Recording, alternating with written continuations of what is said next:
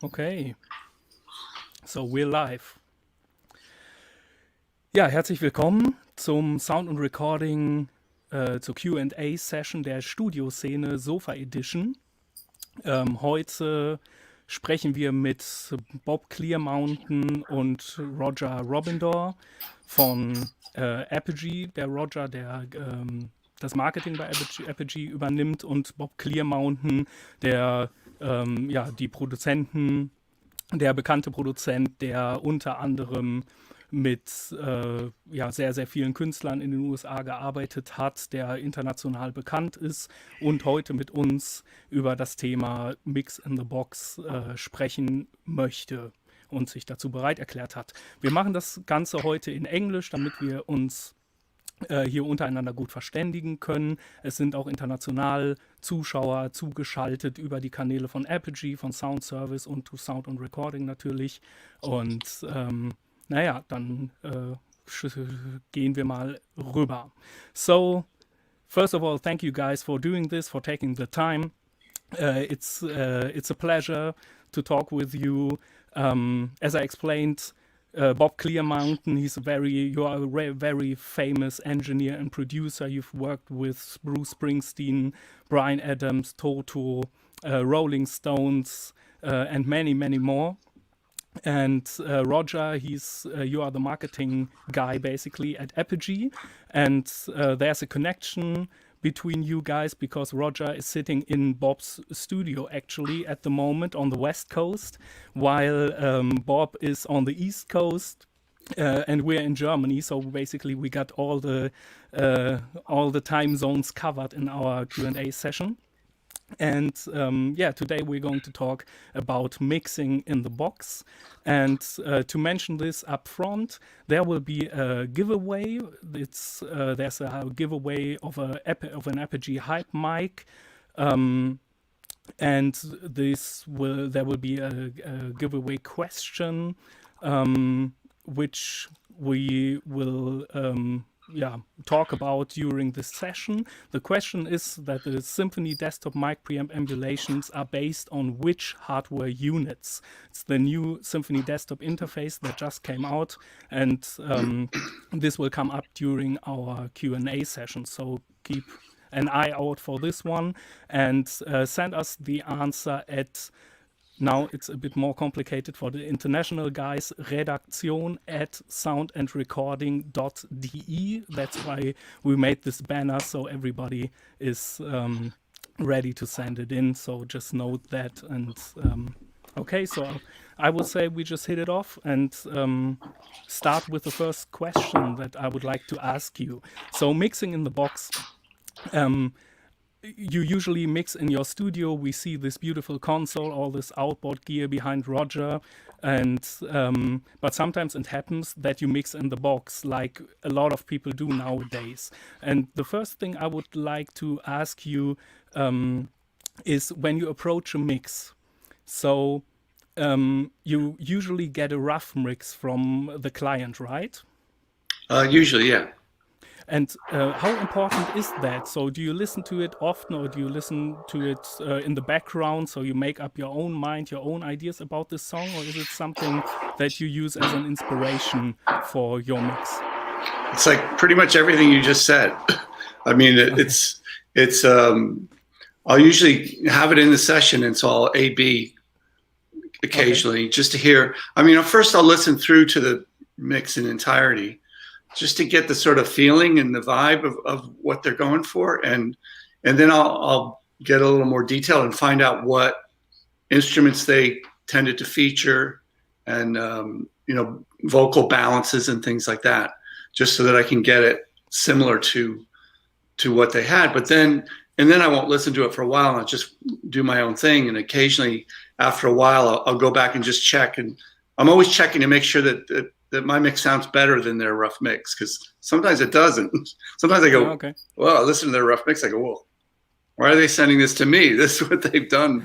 They've already got a great mix. And so I'm constantly, there are times that I'm trying to beat their mix. I mean, a lot of times it is a rough mix, and so it immediately sounds better. But it's important to me that I achieve the same sort of feeling that the artist and the producer were going for. So it is important. Yeah. And when you get files for mixing, do you usually get like full sessions? So you open them up, there are tons of plugins in there, and then basically this would be similar to the rough mix, given that you have all those plugins, or do you just get like the audio files in a folder, and then you do the setup in your DAW? Well, it depends. I mean, we get all sorts of different things. Sometimes we'll get a full session. I try to tell people not to, to take all the plugins out and any automation out, because that's what I'm going to be doing. And I'd rather have their rough mix and kind of follow that and get the same vibe, and then do my own automation and my own sounds. I mean, so much of the sound is on the SSL, because I'm not mixing on that Neve that's Roger's sitting in front of. I actually have an SSL in my mix studio, and so much of it's on that. And I have real outboard gear. I have five Pultec EQPs. I've got a bunch of Uri 1178 compressors and some LA3As. I got all kinds, my own hardware, which I like to use. And I mean, I do use plugins once in a while. And I tell people, if there's a particular effect or a sound that you got on an instrument, like a distortion or something like that, we'll just print it, leave the track, and then print it on another track. So sometimes I'll use that, and sometimes I go, well, maybe I can do something like that, but maybe improve it in some way. And, but a lot of times I'll get sessions where, usually I have an assistant that sorts through it all, and so I don't have to do it. But there are many times when I don't have an assistant, actually lately, quite a bit, because a lot of times, because of budgets, I can't really afford to pay my assistant, and so I'll be doing it on my own, and I'll get a session with a whole bunch of like subgroups and crazy things. I don't usually have much of a use for subgroups, because I just assign, if it's a group of things that are all going to one place, I'll just assign them to the same output. And so they come up on a fader or a pair of faders. And so I prefer to get stripped down sessions, basic, with all the levels at 0. And, so it's more like a tape machine. Okay. Yeah. That was my next question, like the DAW preparation. So what do you prefer? What do you like to get on as files for mixing? But then you already answered it. So deleting the automation, deleting the subgrouping, things like that. If there's something that they like, they should just print that. Okay. Look, I really want this to be sound just like this. Okay, fair enough. Also, sometimes I've gotten sessions where.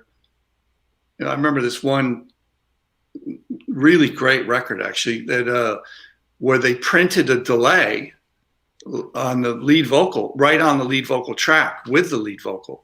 Okay. And it just didn't work. And I always do my own delays. I mean, I have a plugin that's what that's for, right? Usually they're stereo, and and I'll do all kinds of tricky things with the delays to make them more interesting.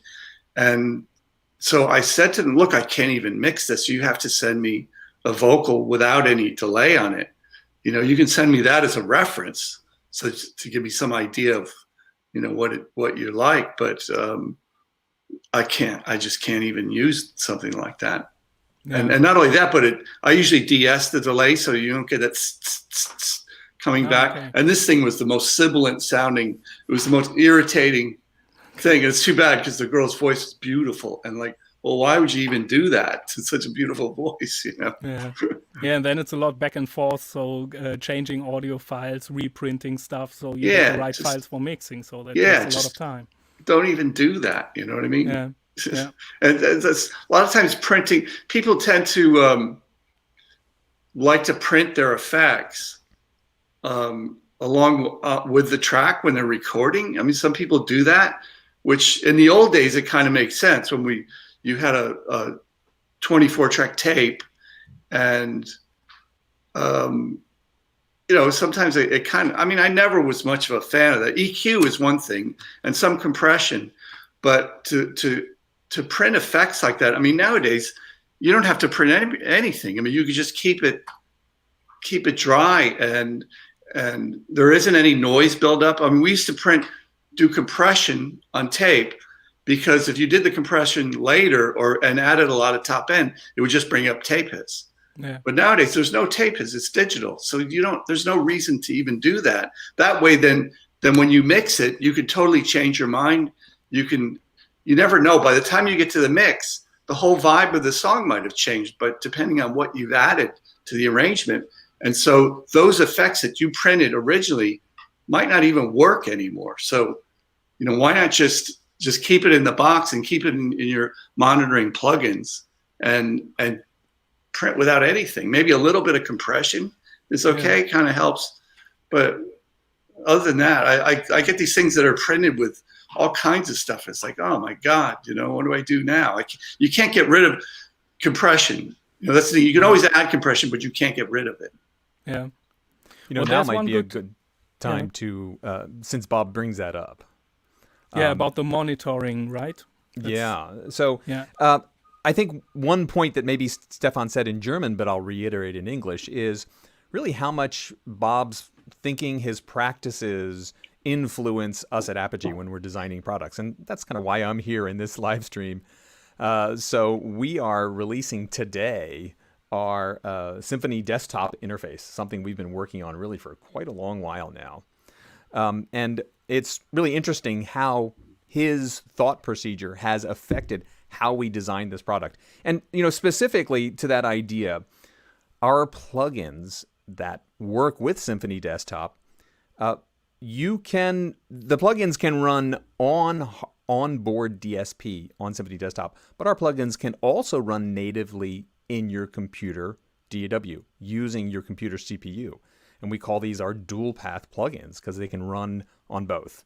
And there are a few other interfaces that allow you to run the DSP on board, but their workflows really push you towards printing those effects. And, really the guy who gets affected most by that is Bob, when he gets people who've printed their plugin effects, and then he has to figure out what to do with it all. Yeah. And so I've got this little diagram where we do have onboard effects, and you can print with them. Our mic preamp emulation you can print. You can set up our plugins that run on the hardware, and you can print that. And it's really easy to do because people always want to do that. But we have this third option that we call dual path monitoring, and it allows you to use both direct monitoring with Apogee plugins, and it's super simple to set up. It takes a little while to kind of understand what's going on, but as a user, you open up a plugin in your DAW and you link that with your hardware input, and now you can do exactly what Bob wants, which is you want to monitor through your plugins. You don't want to print the effects. Right. On other systems, it's kind of hard to set this up, and on our system, it's literally as easy as opening up a plugin, linking it to hardware, and everything happens transparently and automatically in the background. So you can do just that, where you can monitor through your plugins. So I think the big, go ahead, Bob. The link is just a button or something, right? On exactly. It's just in the plugin. In the plugin in the DAW, you just say, hey, I'm using analog input number 1. And then once that's set up, but this is really specifically based on, Bob telling that he's getting more and more mixes where people are printing their FX. And so that's just one way we've really designed this kind of rather innovative system. So you can print if you want, and if you're confident enough and you know what you're doing. But if you're like, hey, I'm going to send this to Clearmountain, I'm sure I don't want to screw it up. We have another, super easy option. So just wanted to kind of jump in and give that feedback from us. It's really just the best of both worlds. It's such a brilliant way to work, it seems to me. And not only that, but you can do this direct monitoring, so it's low latency monitoring with effects through the Symphony desktop while you're recording, but then you don't have to have that plugged in later. You could unplug it and just use the same exact plugin with the same exact settings in your DAW later, you know, and when you're on the plane or something like that, without having to connect anything up to make it work. Absolutely. Yeah. We don't require our interface to be connected. That's a great point, Bob. Yeah, and I think it's really, really great to have Bob at your side developing all those products, because for Bob, it's a win-win. So for Bob, it makes life easier, and for you, you get the valuable input, so you know how the workflow is, and so that's really nice. I'll be right at your side, but I won't need this. All right. Virtually. Notice that. Hey, Stefan. Apogee. Yeah. It says Apogee right now. Oh, yeah. What might be fun would be, while we're talking, why don't we play one of Bob's in the box mixes? Just to, absolutely. It's always a great, it'll give us some context about all this. Yeah. So we brought in this fabulous young singer named India Carney, and she's just so creative. And we gave her a desktop and said, go at it. And then Bob did an in-the-box mix using mostly Apogee plugins. So this will be Symphony Desktop's launch video, and we're going to play that for you right now. So let's bring up the video. It's from a famous Supreme song from the 60s. Exactly. Okay. So, Dirk, if you want to bring up the video, and here we go. I hear a symphony. I hear a symphony.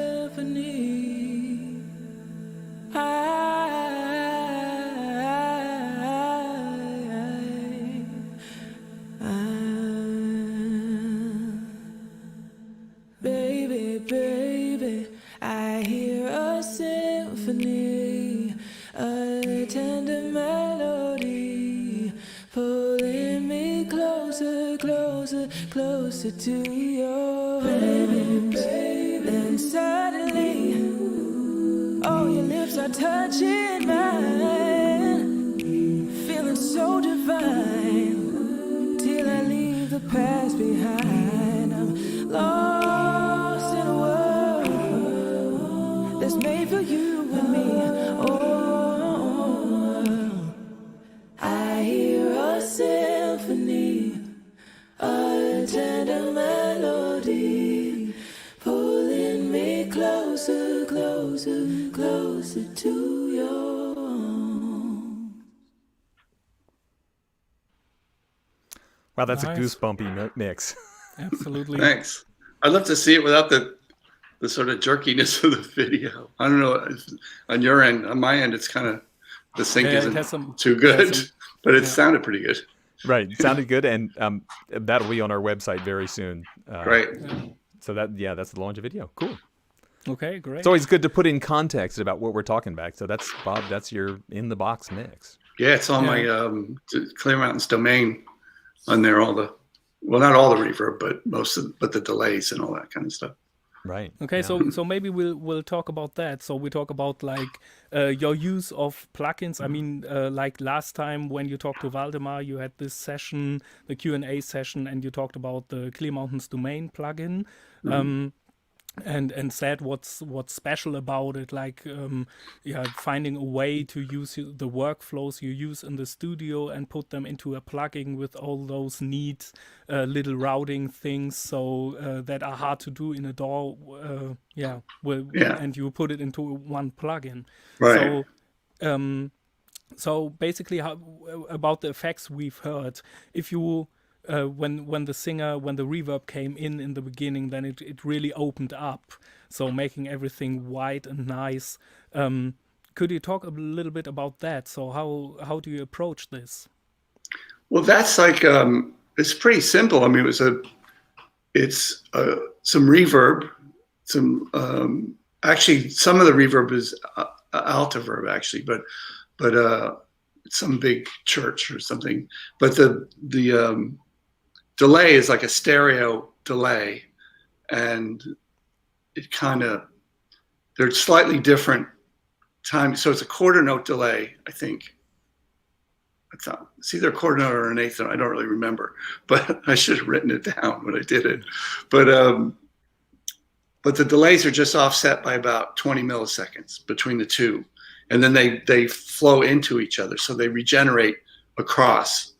And then they go into another reverb, into a thing called our Roscoe chamber, which is one of the within the plugin, and then they also have harmonizers on them as well. So that sort of thickens up the delay. And there's this thing called blur, which is a bit of a distortion, which I use very little of it on this because, I was going for more of a clean sound, but just a little bit, just to make it sound a little bit different.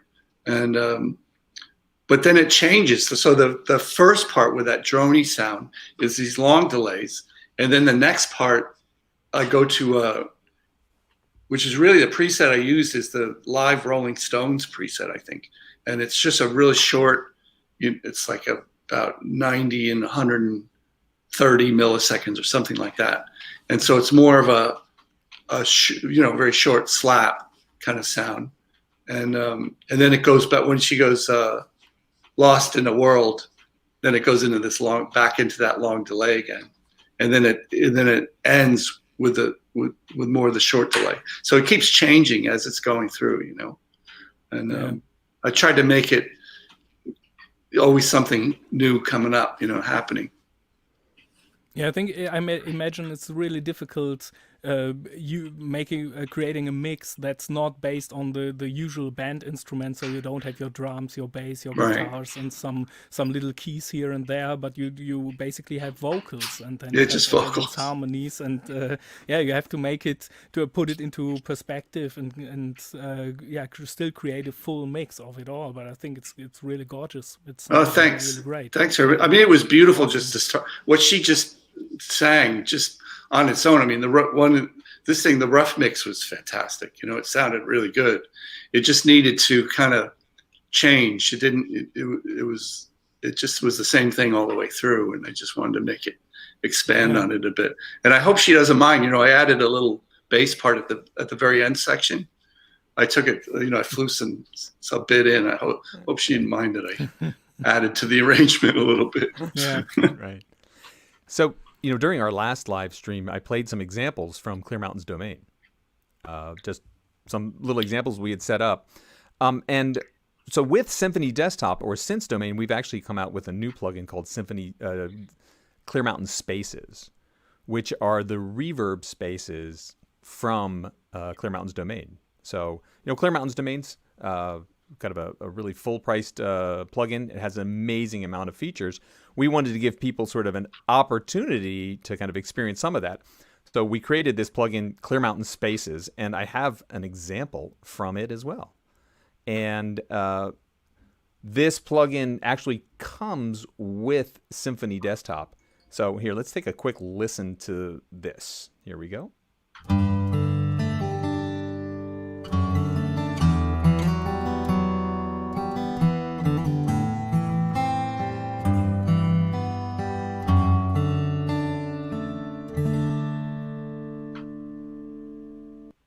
So that's just a super short example, but as you can see, as Bob mentioned, these are the three spaces that are really his personal spaces. You have Apogee Studio, which is the tracking room here.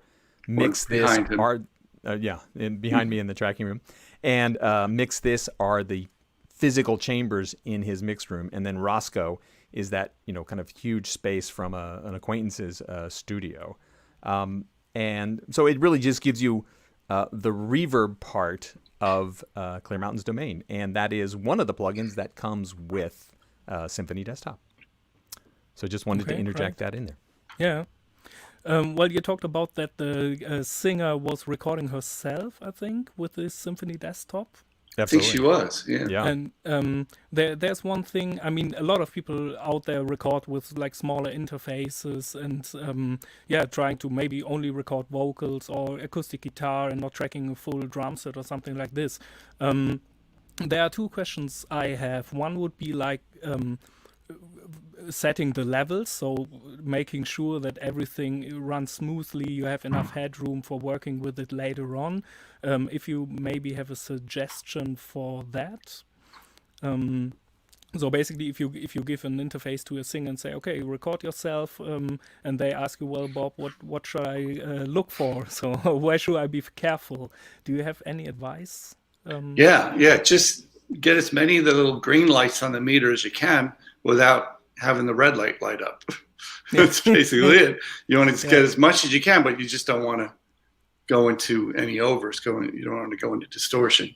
Yeah. I don't think. If you want distortion, then use one of the emulations, or use the blur or something like that. You use a plugin. Yeah. Because that digital not clip. Basically. Right. Because that clipping distortion can be pretty nasty, and once that happens, you can't get rid of it. It's really hard to fix that. Yeah. Well, with the analog distortion, that's the second point I wanted to get to. So if you're pushing a mic preamp on a desk, or if you're pushing a mic preamp, an external rack unit or something like this, you create a sound and add to the texture of the recording, basically. And as you said, there are mic emulations incorporated into the Symphony desktop, so the tone shaping already starts there.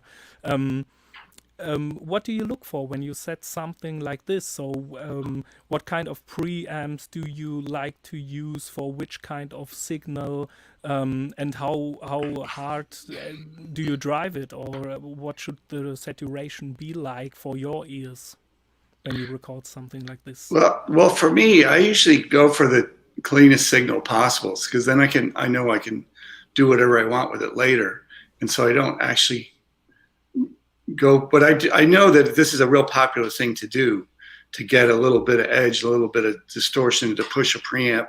I mean, some of my favorite records, you go back to the Beatles, there's a song called Savoy Truffle by George Harrison, where it's just my favorite all-time horn sound, where he just overloaded the EMI mic preamps, and it just gets this amazing distorted sound.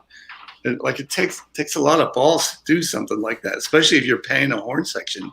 I guess I could afford it, but I usually don't. But what's nice about the Symphony desktop is they've done a really clever thing with a couple of the preamp emulations, where you can link the input and the output together. So you get a proper output. You get your output level, and you set that, and now you can crank up the input level, and the output level comes down in proportion with it. So what you're doing is you're pushing you're starting to distort the preamp, but you're not having to make up the gain. You're not having to turn the gain down. It's doing that for you automatically.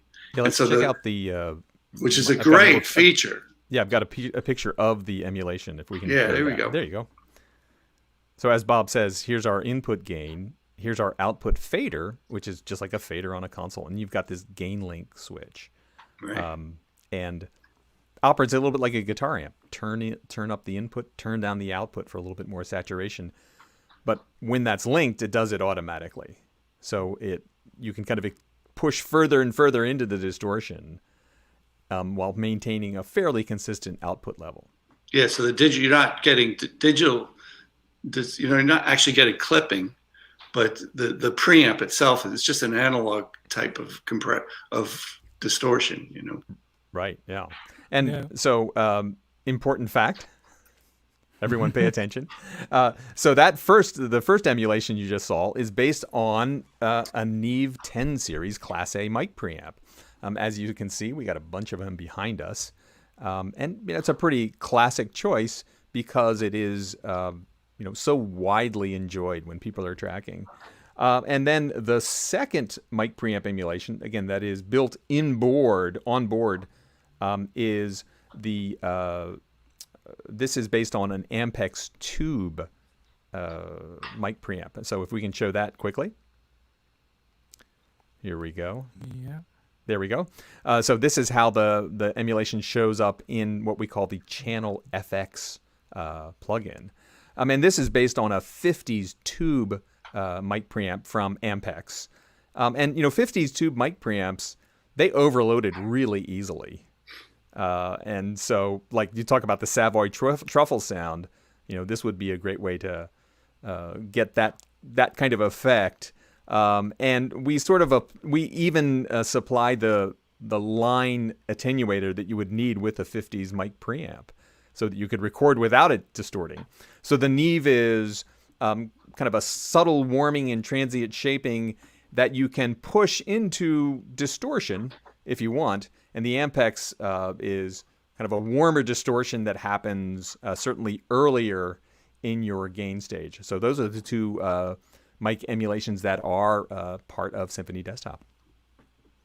Okay, yeah, I think it's a really clever thing. The keeping the levels and just listening for the sound and don't have any volume changes or something like this. Exactly. It's perfect. I remember this from my preamps. I always have to put on some pads, then I turn up the input, and then I maybe Pro Tools clip, so I'd have to turn it down again. And it's like that. So it's like a balancing act, isn't it? You know, yeah, absolutely. Where this just deals with it for you. Yeah.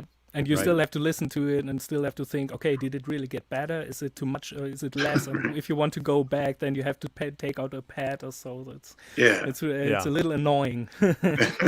So, talking about the using distortion. So you said you usually record it rather clean and adding distortion later. So what are you using to add the distortion, and on which instruments do you typically use it? Oh, geez, it depends. You know, there's so many plugins that are some great things that. Let me. I can't think of something. Well, the SansAmp I use quite a bit. The SansAmp plugins that works pretty well. I can kind of relate to it because it's kind of like a guitar amp, you know. Yeah. But there's the Devil Lock thing is pretty cool, and there's this thing called Air Distortion, which I think is an Avid thing. Actually, I'm not sure. There's a decapitator which I use sometimes. I mean, there's a bunch of different. I just go through and just try a bunch of different things on. You know, sometimes I'll distort the drums on a snare drum or tom toms once in a while, or and then on a voice. I just did a project where the singer just always wanted his vocal to be distorted, and so I just went through and found stuff, you know, things like that. And so what we did, and here's a great example where Bob first asked for some distortion on Clearmountain's domain, where we added the blur feature. And Bob, you have kind of a great visual image of how you depict blur, right?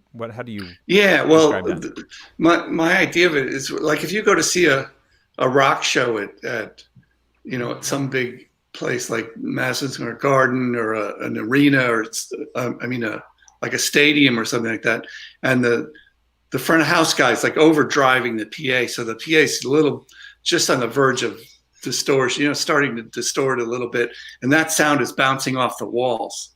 It's bouncing off the back of the stadium or wherever, and this is an exciting sound. I mean, this is something that adds to the vibe of a rock concert. And so it's something I always wanted to try to capture in a studio recording, in a studio mix. And so that's why I like to distort the delays a little bit, because it kind of simulates that sound. Plus I'll add some harmonizers just to kind of thicken it up, and then add reverb to that, because that's what's happening in a big venue, like even a theater or any kind of a venue where you're hearing music. That just naturally happens. And so it's trying to sort of simulate that sort of thing. Right.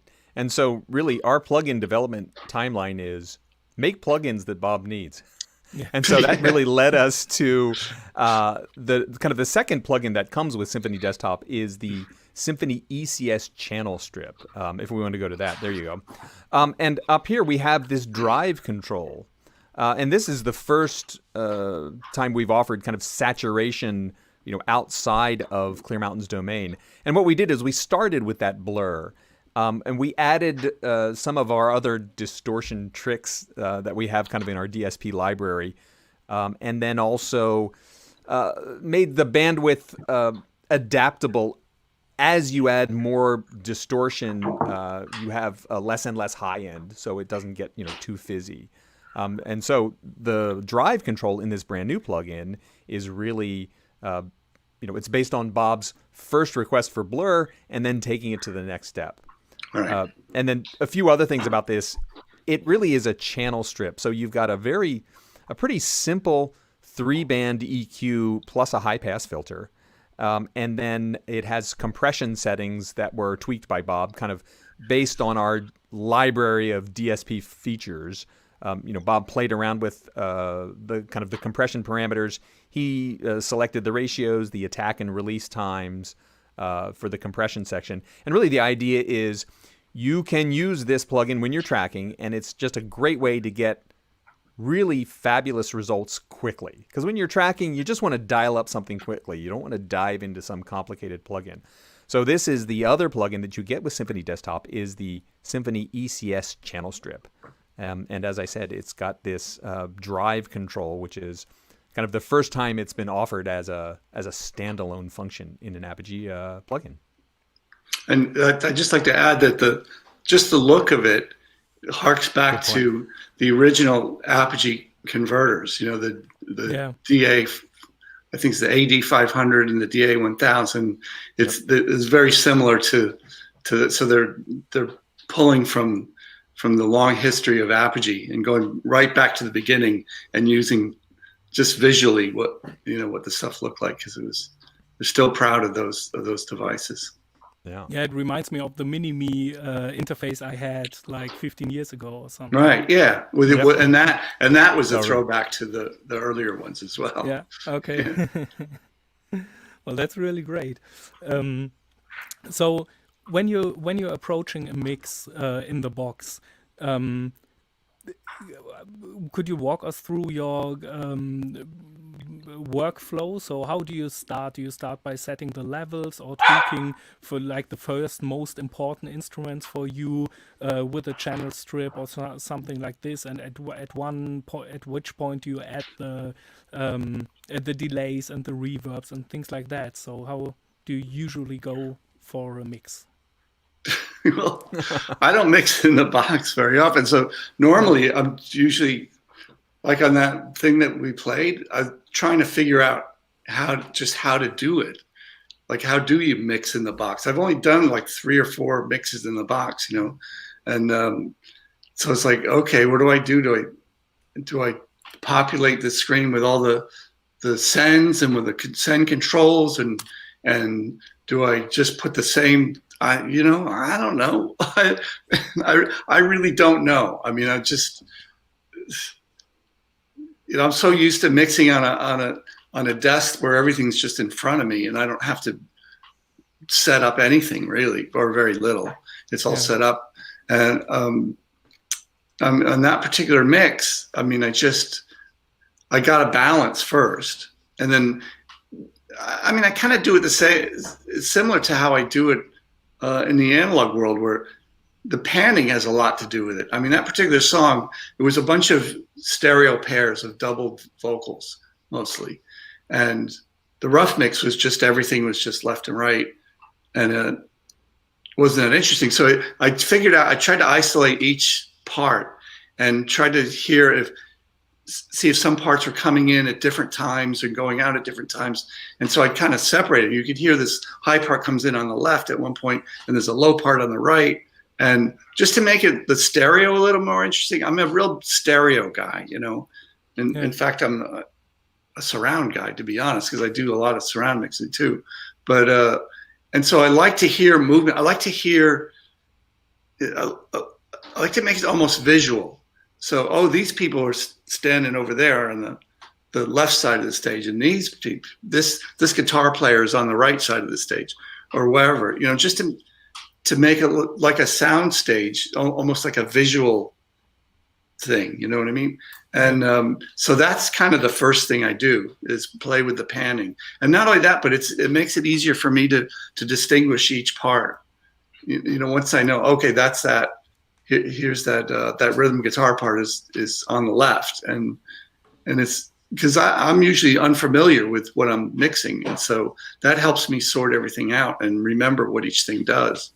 And but then I'll just start to add effects. Usually I'll start with a vocal effect. I say, okay, where's the vocal sitting? Where does this singer live? Where does this character?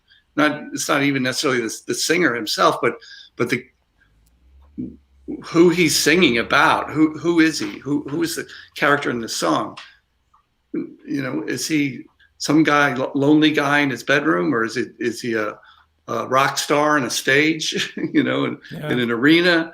So I try to work that out, and it's a lot of times it has to do with the lyric of the song, and so then I'll try a bunch of different effects on them.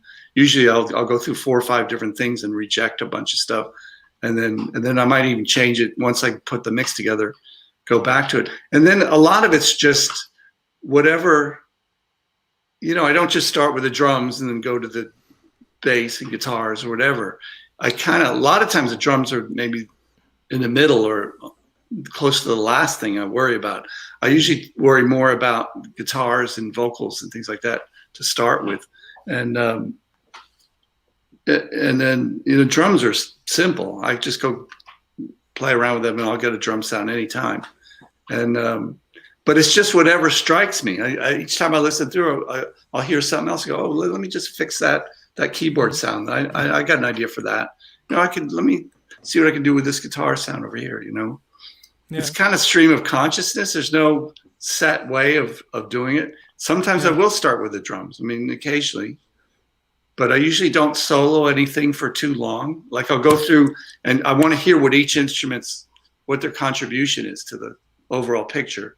So I'll solo each thing to hear and to find out if there's any problems with any of them.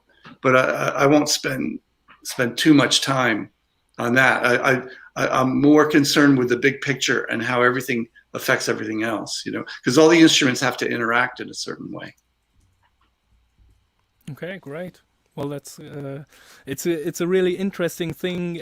Like when you said thinking about the person who's singing and in what kind of situation they are in and everything. So it's a really cool approach, not to go open up a plugin, step through presets and think, okay, that's a small place, it's a larger space or something like this, and rather think beforehand and then look for the right stuff you want to add to it. So that's really cool. Yeah, absolutely. So how do you handle the master bus? Do you have like a master bus compression or EQ or something you use, and in what stage are you adding this? Well, in the SSL, I use the SSL compressor, and for in the box, the closest compressor I've heard that can accomplish something similar is the Apogee Mod Comp, believe it or not.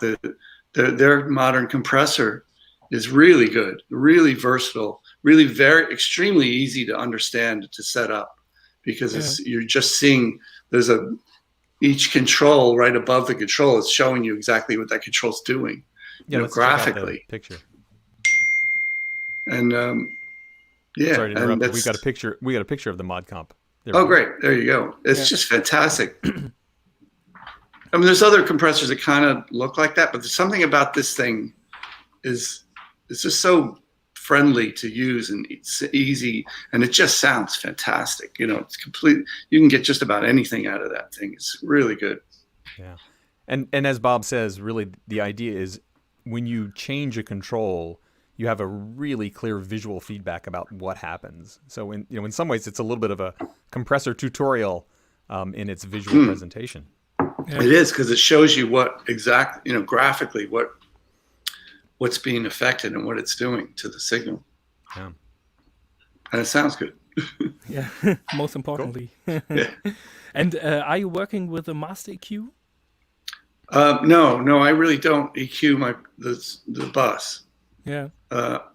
Because to me that's confusing to me. My brain's too small to think about something. I just like to EQ each instrument individually, and I leave that thing for the mastering engineer, because I'm not a mastering engineer. Yeah. And I think as far as EQing the overall thing, that's something that somebody else should do who has a clear objective, clear perspective, I should say, because I'm too close to it to be able to do that. And I never really, I know a lot of guys do that, and they'll use these multi-band compressors and stuff like that for their stereo bus. And that kind of thing, to me, it's just, if I'm mixing into one of those, it's fighting what I'm doing. And every time I've tried a multi-band compressor on one of my mixes, it's always made it worse. It's never made it better.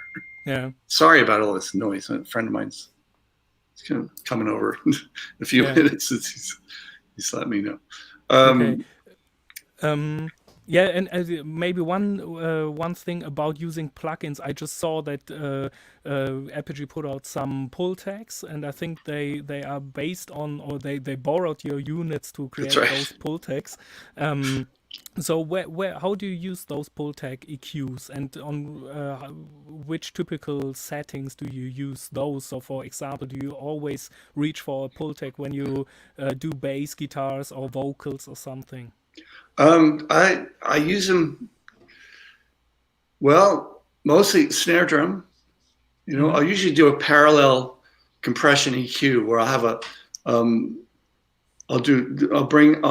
I'll mult the snare drum up onto 2 channels, and one of them will have a Pultec, and I have this one setting I always use. I hate to be boring, but it's usually 5K, fully broad bandwidth, and kind of, pretty much crank. No, it depends on how the snare was recorded. If it had been recorded with treble already, then I'll turn that down a little bit, but and then that'll be after like an 1176 or an 1178 compressor, and on a very fast release and medium attack time, and then the other one will just be, well, when I do it on the SSL, I'll just SSL EQ, and so I have a bunch of different things, and I'll balance those two to make it sound right to me. And but then guitars, I usually use the Pultecs for guitars quite often, because there's a way you can sort of brighten them, and piano too, piano at 5K or 8K. For some reason, I almost always have Pultecs bandwidth all the way on 10, like really broad. They're more just like overall tone controls for me, but they're just so sweet sounding when you do that. I just love the way they sound. You know, one of the first things I ever used when I started back in 1972, because we had the studio I started in had these miserable recording consoles, and the EQs were useless. Yeah. And so I'd always pile up a stack of outboard Pultecs, because the studio had them all outboard. They had them all in separate boxes. And I come in early in the morning, gather them all up for all the other rooms, and put them all up there, and put them on every track. Yeah. Because the only way I could get any sound out of the thing. Yeah. I think we have an image, right? Yeah. Right. And so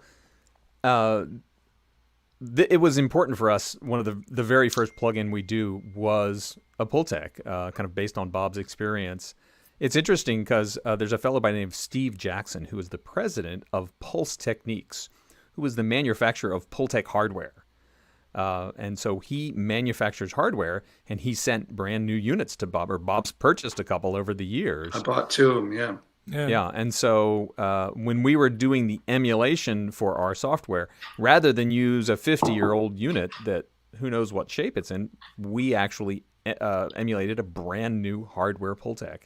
And so in collaborating with Steve, he actually has licensed and endorsed our Pultec plugins as the manufacturer of the hardware. And so our plugins are the only ones that are officially licensed and endorsed by the hardware manufacturer. It's something we're really proud of. Yeah.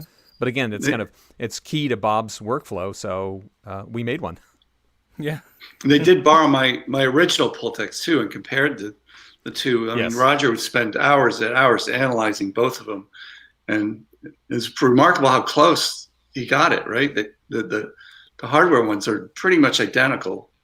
Yes, to the originals. Did listening tests, blind listening tests with EQ curves matched with an audio precision test set, and the plugins are identical. Remarkable. The plugins are truly identical, to the hardware, which is upsets me a little bit because I spent a lot of money on these things, on the hardware. I mean, it still holds up the value, so it's Yeah, I think so. Yeah. Not worried about that. And I also saw that there's an optocompressor that Apogee made for you, like it sounds. So on which instruments do you use this one, and how do you use it? Because it's like a simple version, I would say, with only two basic main knobs and just one switch to select the sound. Well, it's very similar to an LA2A or an LA3A from Universal. And I've always preferred the 3A, so it looks more like the 3A. They're really similar, except I think that the 2A has tubes in it, and the 3A is all transistors. The 3A is a bit more reliable, I think. And something about the release time I prefer. It just sounds more musical to me. I don't know why, if there is a difference, but it's always sounded better to me. Yeah. And so they've emulated that. And for me, it's great because I only have, in my mix room, I have 4 of the original LA3s. And if I have a whole pile of backing vocals, I just run out of them. And so it's so great to have the plug-in, and I could just like get a setting and duplicate it. And I can put one on every voice, that's fantastic. So it's your main vocal compressor?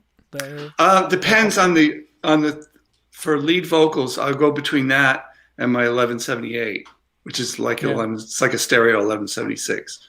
And for the real more rock stuff, like it's I tend to go with the 1178 because you hear the compression more, whereas the LA3A is so transparent doesn't even sound like compression, and yet it will control the level very efficiently. And so for ballads and most stuff, I'll use the LA3.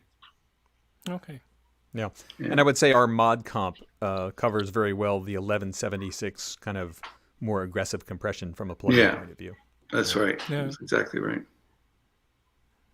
Okay. So, well, I think since we talked about most of it, I would say I only have one last question, which would aim at tips for young engineers, aspiring producers coming up. If you look back on your career, what are the things you would like to have known back then that you know today? Or, do you have any tips for young guys out there?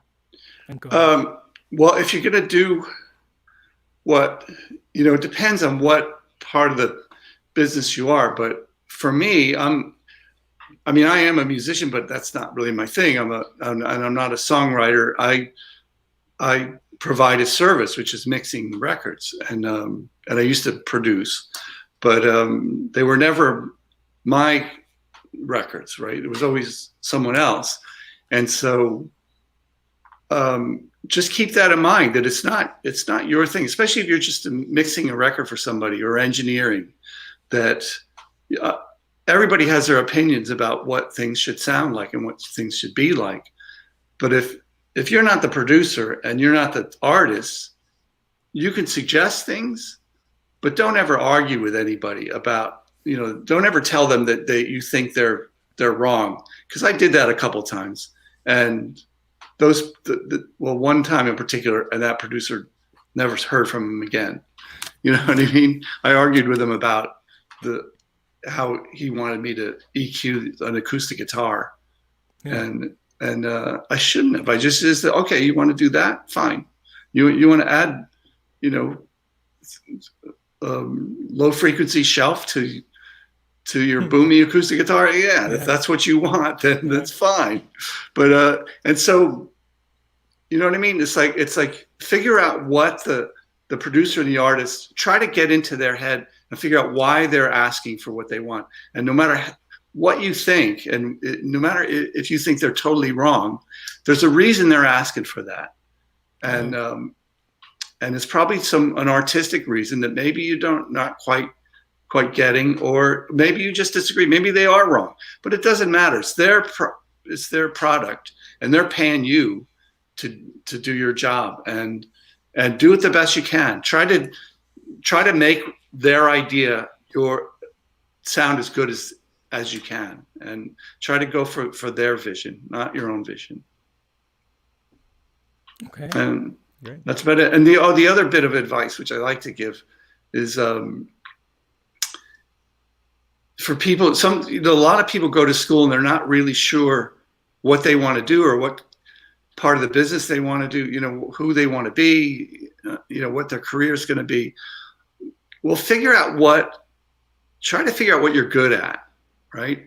And hopefully what you're good at is what you like doing.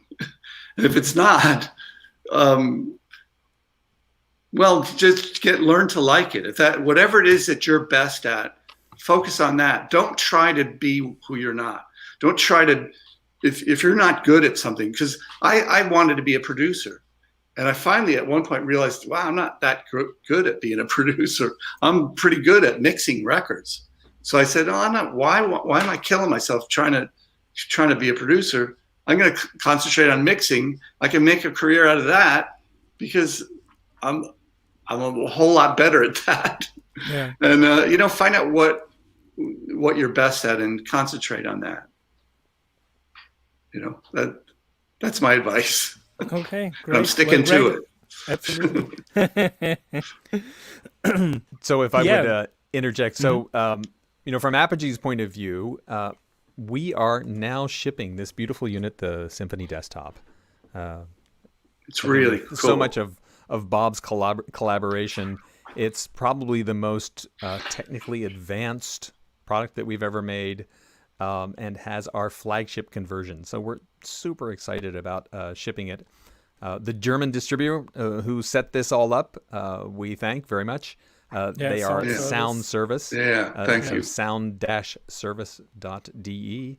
And we're very proud to say Symphony Desktop is now shipping. Great.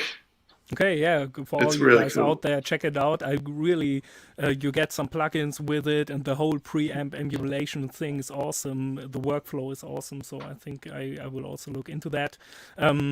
Yeah, and for the people who kept their eye out for the preamp emulation and for our giveaway, so maybe soon there will be a hype mic on the way to you if you send an email to redaktion@soundandrecording.de, and also.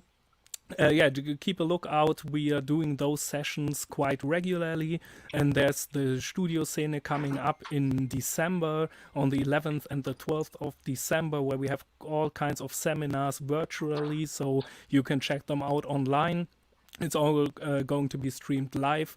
There are English seminars. For example, Michael Brower will be joining us and talking about his approach and his workflows.